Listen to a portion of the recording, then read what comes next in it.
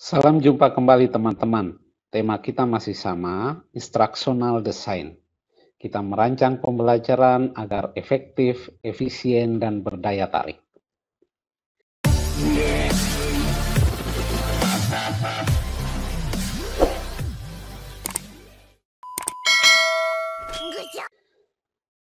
Pada sesi kita yang sebelumnya, kita telah lihat bersama tentang model-model instructional design. Kita lihat ada model ADI dari Robert Murray Bibranch, sudah itu ada model instructional design dari Charles Emery Glued, dan juga model yang terakhir itu adalah model Dick and Carey.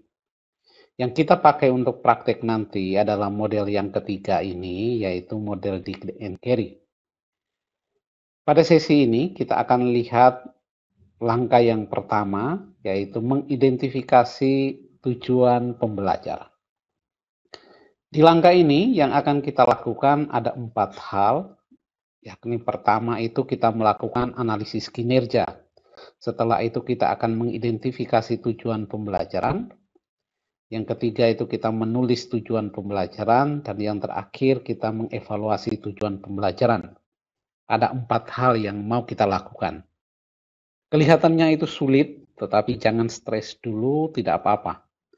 Ini ada cara yang mudah yang bisa kita lakukan untuk menghasilkan pembelajaran yang efektif, efisien, dan berdaya tarik.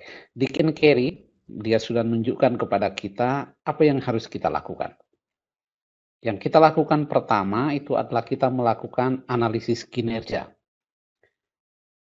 Yang kedua, setelah kita mengetahui hasil analisis kinerja, sekarang coba kita lihat apakah permasalahan yang muncul berhubungan dengan kinerja itu diselesaikan melalui pembelajaran atau tidak. Kalau jawabannya itu tidak, maka kita mencari solusi non-pembelajaran yang sesuai dengan hasil analisis kita tadi. Tapi kalau jawabannya itu iya, permasalahan yang ada itu harus diselesaikan dalam pembelajaran, maka yang kita lakukan berikutnya adalah mengidentifikasi kebutuhan yang diperlukan. Setelah itu, baru kita mengidentifikasi tujuan. Tujuan 1, tujuan 2, tujuan 3, dan seterusnya sesuai dengan kebutuhan. Bisa terjadi tujuannya cuma 1, bisa terjadi cuma 2, bisa terjadi 3, bisa terjadi 4, dan seterusnya. Ini sesuai dengan kebutuhan kita. Teman-teman, ini kelihatannya masih sangat abstrak. Saya mengajak kita untuk melihatnya secara lebih konkret. Ketika kita menganalisis kinerja, kita sesuaikan dengan kondisi di mana kita bekerja atau di mana kita berada. Misalnya kita berada dalam institusi bisnis, maka yang akan kita analisis tentu saja adalah produktivitas, baik barang maupun jasa. Ketika kita itu berada di sekolah, salah satu yang bisa menjadi poin analisis kita adalah hasil belajar. Hasil belajar siswa itu ada 3, sikap, skill, pengetahuan. Teman-teman, ada 3 variabel penting yang perlu kita ingat ketika melakukan analisis kinerja, baik itu di sekolah maupun di institusi bisnis. Ketiga variabel itu, yang pertama adalah permasalahan yang ada sekarang, yang kedua itu adalah rancangan pengembangan ke depannya, dan yang ketiga itu adalah kebutuhan masyarakat.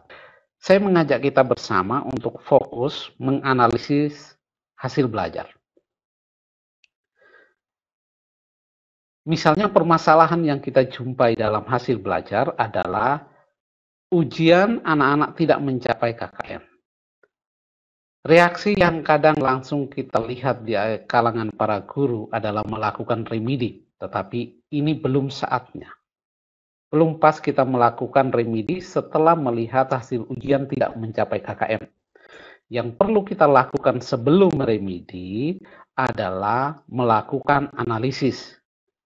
Kita mencari tahu mengapa anak-anak ujiannya tidak mencapai KKM. Masalahnya ada di mana?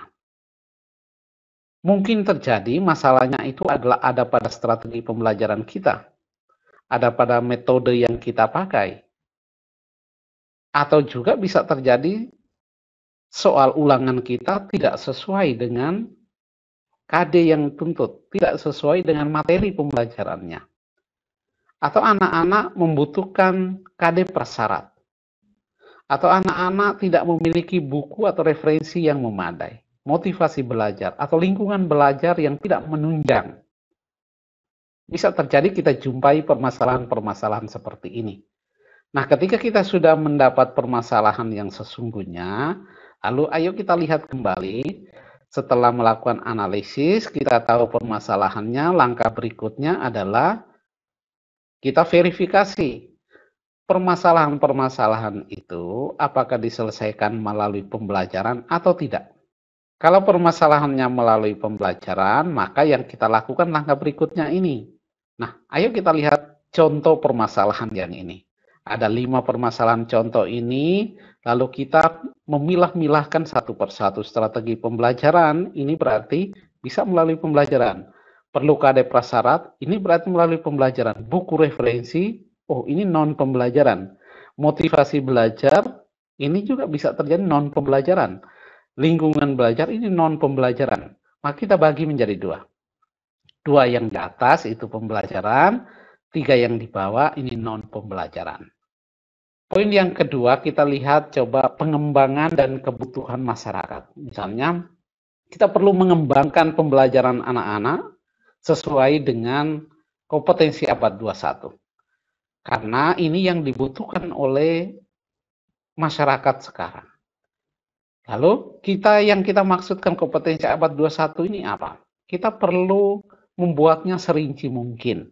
Misalnya, kompetensi abad 21 yang mau kita pakai adalah seperti yang didefinisikan oleh Sternberg. Sternberg mendefinisikan kompetensi abad 21 itu ada 5 ini. Metacognitive skill, learning skill, thinking skill, pengetahuan, motivasi belajar. Ini yang didefinisikan oleh Sternberg. Kita boleh memakai kompetensi abad 21 yang disampaikan oleh ahli-ahli yang lain. Tidak masalah.